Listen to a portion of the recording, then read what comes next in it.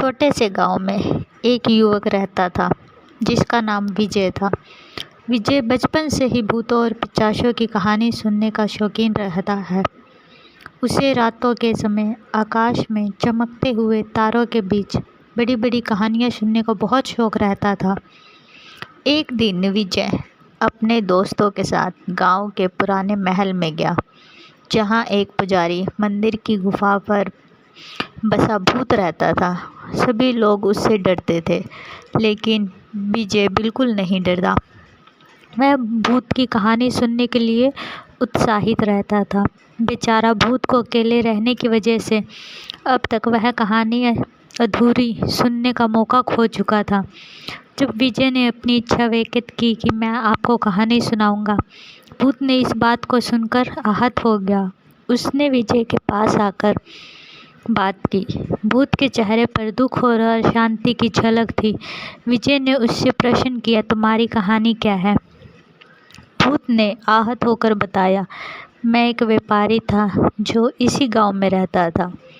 मेरे पास एक सुखी और समृद्ध जीवन था, लेकिन एक दिन मेरी मृत्यु हो गई और मैं इस पुराने मंदिर में बंद हो गया।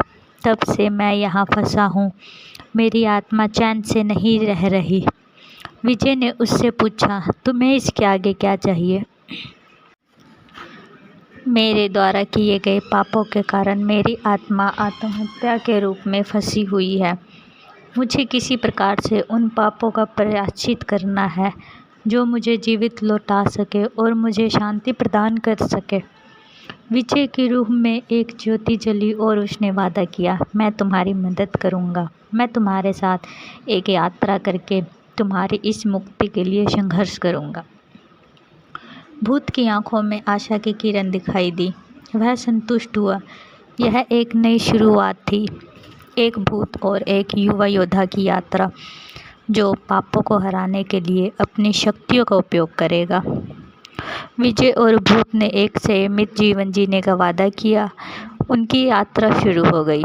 वे पहले से ही जाने जाते थे कि इस यात्रा में कठिनाइयाँ और जोखिम होंगे, लेकिन वे अपने साथी बने हुए थे और एकत्रित रूप से आगे बढ़ने के लिए तैयार थे।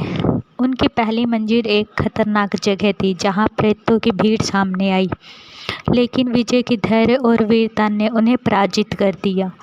भूतों के राजा के मरने के बाद वे अगली मंजिल की ओर आगे बढ़ते चले गए। यात्रा के दौरान विजय और भूत को अनेक परीक्षाओं से गुजरना पड़ा। वे भयानक राक्षसों, विपरीत प्रेतों और अद्भुत मायावियों से लड़ने के लिए तैयार रहते थे। प्रत्येक चरण पर उनकी आत्मा और शरीर में ताकत बढ़ी। उनका संघर्ष अब पहले से ही ज़्यादा गहरा हो गया था।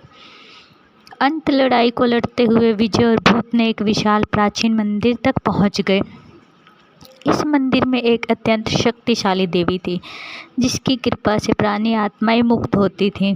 विजय और भूत ने उस देवी की आराधना की, उनकी मदद के लिए प्रार्थना की। उन्होंने अपने पूरे जीवन को पापों को स्वीकार कर लिया और तपस्या और आत्म संयम के माध्यम से आत्म शुद्धि की। उनकी मेहनत और विश्वास के अंत उन्हें मुक्ति प्रदान हो गई। भूत की आत्मा शांत हो गई और विजय ने अपना वचन पूरा कर दिया। वह अब एक खुशहाल और शांतिपूर्ण जीवन जीने लगा। विजय ने यह समझा कि भूतों से डरने की ज़रूरत नहीं, बल्कि उनकी बातों को समझना चाहिए कि वह हमसे क्या कहना चाह रहा है। इस कहानी से हमें यह शिक्षा मिलती है कि हमारे कर्मों का प्रभाव हमारी मृत्यु के बाद भी जिंदा रहता है। हमें सत्य, न्याय और धर्म का पालन करना चाहिए ताकि हमारी आत्मा शांति प्रदान कर सके। यह हमें याद दिलाती है कि भूतों या पिशाचों की कहानियाँ हमें सिर्फ मनोरंजन